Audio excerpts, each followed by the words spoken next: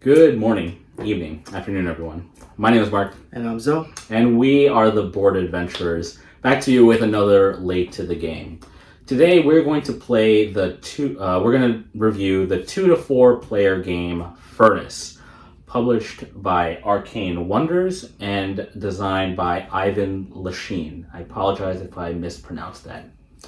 Now, Furnace can be described as an engine building game with the auction mechanic kind of built into it. Mm-hmm. So the first thing you're going to do is each player is going to get these little auction tokens numbered 1 to 4. They're going to start off with a ability card, which has their own personal ability, and then a starting building card, I want to say. And that building card will give them an upgrade action at the bottom, along with a couple other actions that are there. The arc of this game is over the course of 4 rounds, you are trying to make the most money. Whoever at the end of the 4th round has the most money will win this game. The question is, how do you make money? That's a good question. So on your turn, you're going to be dealing out cards based on the number of players. And then using these auctions, you're going to be bidding. So each turn, a player is going to play one of these auction tokens on one of the cards. After everyone has gone around and placed all of their auction tokens, you're going to check the cards from left to right. And whoever has the highest auction token on that card will win that card. So they'll win this card, and they'll be able to do the actions on the bottom. Anyone else that has their auction tokens and lost on this card are going to take the top resource that's on this card. Meaning that, you'll, even though you've lost the auction, you get the resource that's associated on top of it, which is kind of like a compensation type of thing. Then after everyone's collected their cards, you're going to go into production phase, where you're going to take your buildings and you're going to run them in an engine. So you're going to take all the actions on a card, and then you're going to move on to the next card. So you can switch the order if you want. You just have to be aware that you cannot take a partial of one card and then come back to it and then do it again. After you've run it, you're going to run back a second round, and then you're going to do 3 more rounds of it. At the end of that, if you have the most money, you're going to count your money, and whoever has the most money will win the game. And that's the simplest way of playing Furnace. What do you think about Furnace?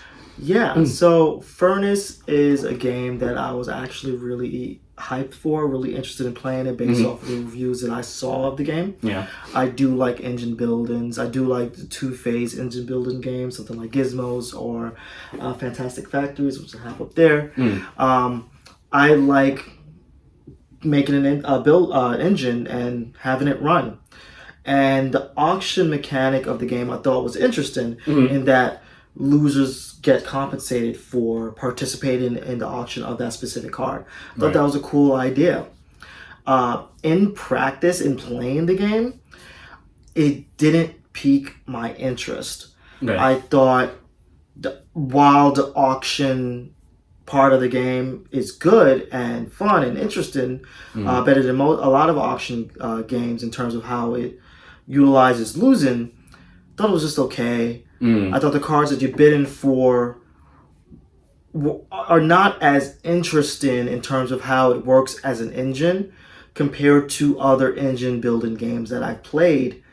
And I thought the resources that you're gaining were pretty basic: coal, oil, iron, and upgrade token. And that's pretty much all that you're bidding for.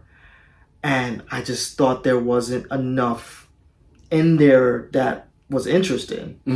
I wish it was more engaging in that aspect, but it just didn't really grab me. What about you? What did you think of the game? I want to say I might be in the same boat with you.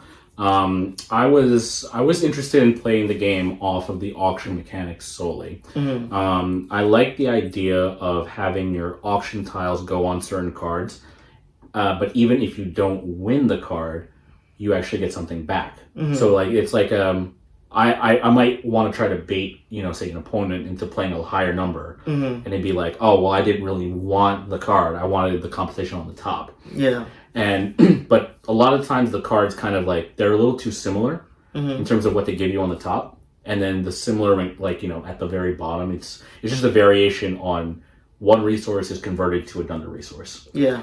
When it gets to the production phase, which really is just set up cards to optimize the amount of coins you get per turn, Mm-hmm. that's where you kind of get a lot of kind of like head downs, head scratching. It's like, how do I optimize it so I get the most coins? I need iron, but no, I need to convert this iron to coal first, Yeah. and then I upgrade this card and then make that convert into coin. It's very to me it was very mechanical. Mm-hmm. To the point where it just felt like I was just trying, like, it's puzzly, Mm-hmm. but it didn't get me as engaged as I really wanted it to be in terms of a game. Yeah, I think the main thing for me that really brought the game down for me are the cards you're getting. Mm. They're all variations of getting a resource or Right. getting money. Yeah. And I was like, cool, there should be cards like that in this game if the end goal is to gain money and you need resources to get the money. But there weren't anything that really spiced up what you can do. Because as you Yeah. go through the game, you're building more of an engine. You're going to have cards that go like, this one gets me coal. This one, like this card gets me 2 coal. Mm-hmm. This card gets me 3. Oh, there's another one that might get me 4. Yeah. It's just not that interesting in terms of what you are getting.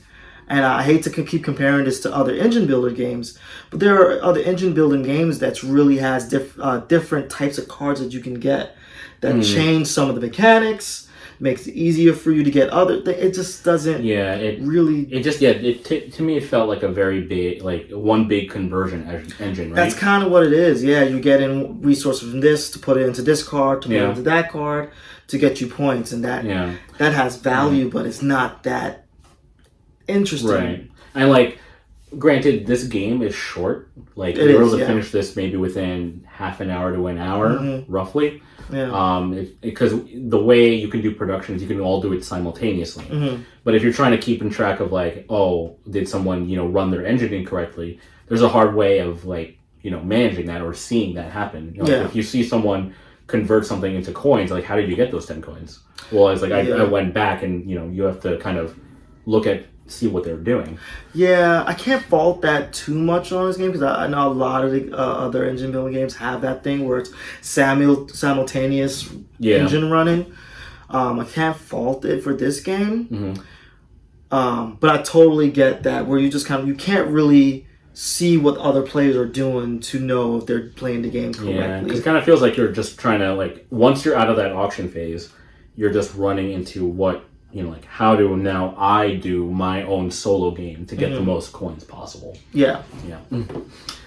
Yeah. So in terms of a buy, play, or sell, or a pass, where do you sit on this game? For this is teetering on pass and play. For me, this is a game that's not, I purchased this, probably not going to stay in my collection very long. I don't really foresee myself pulling this out unless someone specifically asks for it. But I feel like if you enjoy engine building games, the first phase, the auction phase, adds enough that's worth playing. Yeah. But that's pretty much it. Everything else is wash for me. But what about you? For me, I would lean on that line of play pass as well, but I'm more on the play side. Yeah. I think if it's a game that someone was interested in playing, I'd like to teach them the game, kind of see how they run through it. And it's a short enough game where it's like, okay, if you guys really want to play, I'd be down to play it. Yeah. Right? But like, if it was a longer game, like past an hour, I'd be like, well, let's see if we could find a shorter game or a game that kind of hits the same, crunch level you're looking for. But I was a little bit disappointed with Furnace because I was hearing like a lot of the hype for it, and I expected a lot more oomph in that production. Yeah, I think we're pretty much the minority in terms of opinions on this game, which is fine. Yeah. But yeah, it just didn't really work for us, so I don't think that's something that we can recommend. Yep. Cool. Well, that's our review of Furnace. Let us know your thoughts below. Let us know if you like the game, don't like the game. But yeah, we'll see you on the next adventure. Yep.